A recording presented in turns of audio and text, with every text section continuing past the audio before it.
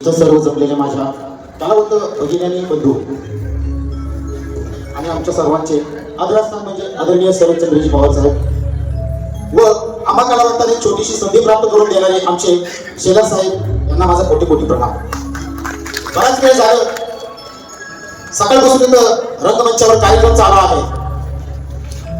बरेच कलावंत आले, आपली कला सादर केली आणि आपल्या परीने इथून निघून गेले.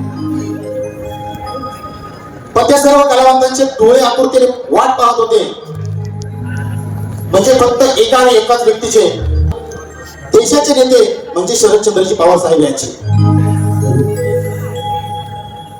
आम्ही त्यांचीच वाट पाहत होतो. शेलार साहेबांना आम्ही विनंती केली की माहित नाही भविष्यात काय घडल, कारण सध्याचं वातावरण पाहता आजचा माणूस उद्या नाही आणि उद्याचा जन्म घेतोय की नाही हे पण सांगता येत नाही. पवार साहेब आम्ही त्यांना विनंती केली की आम्हाला एकदा यांच्या समोर उभं राहायचं आहे. आमचाही भरोसा नाही, आम्ही गाडीने प्रवास करतो, आमचा 24 तास प्रवासामध्ये वेळ जातो निवड, काय भरोसा नाही, दिवस वाईट आहे. पण त्यांना आम्हाला संधी प्राप्त करून दिली म्हणून त्यांचंही मनापासून आभार व्यक्त करतो. आणि बराच वेळ झाला मी इथं एकटाच गडबड करतोय. माझ्या जीवाचा जीवलग मित्र म्हणजे आमचे थोरले बंधू राजकरण पाटोळे यांना म्हणून घेतो आणि पुढील कार्यक्रमाला सुरुवात करतो.